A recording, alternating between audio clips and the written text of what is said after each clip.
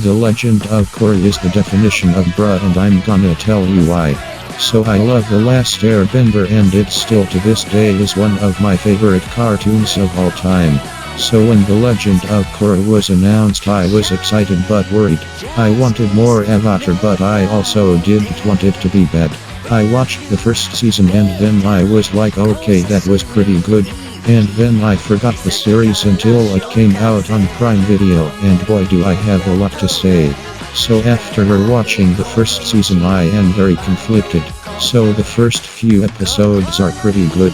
Korra's first line is in the Avatar, deal with it, and that completely contrasts with them, whose first line is, do you want to go penguin sliding with me, and doesn't want to be the Avatar, he wants to have fun.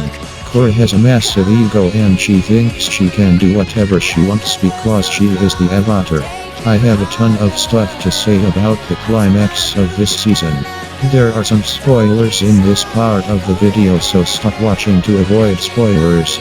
So in the final few episodes of the first season, my favorite fight happens. This fight is when Tarlok fights Korra in the cool slow-mo fight thing, and Korra gets bloodbended by Tarlok, but it's not a full moon. So bloodbending is only supposed to work on a full moon in the Avatar lore, but Tarlok is able to bloodbend not on a full moon.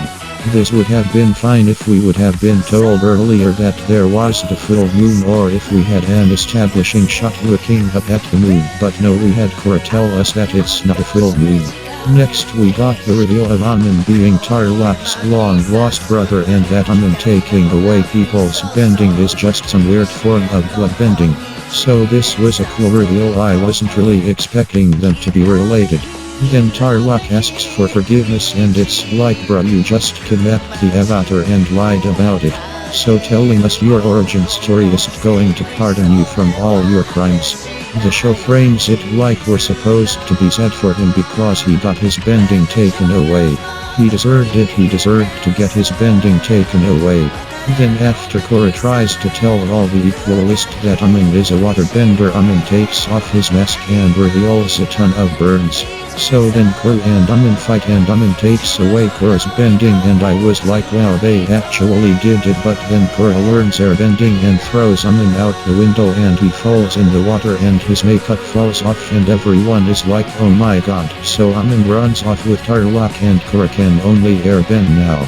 Now Tarlok and Amun are on a boat, and Amun is like, we'll start a new life, and Tarlok, having lost his bending, picks up the zappy glove and opens the fuel tank on the boat and zaps the fuel and explodes the boat. I was shocked at this, I was in disbelief, but I was happy at the same time, and I was like, props to Nickelodeon for allowing that on their show. Back at the Water Tribe, Korra is depressed and stuff because she lost all her other bending except air. Katara is like, there is nothing I can do about it, so Korra runs off to go be depressed, and Mako follows Korra and is like, I love you, and Korra is like, I don't care, so Korra goes and sits on an iceberg and is sad. Then Aang and all the other avatars appear, and I guess teach Korra energy bending, except she doesn't learn it. Aang just gives her bending back, and then she can do it too.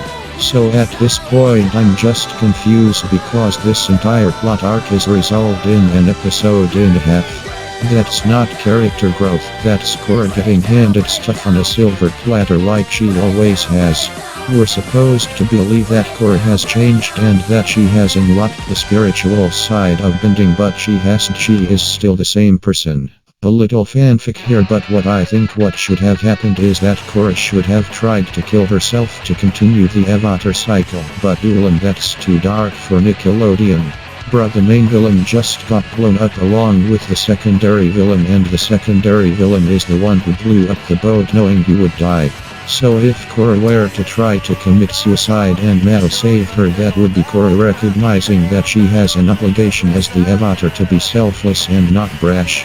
Thanks for watching. I haven't been getting as many views on these videos, but I like making them more.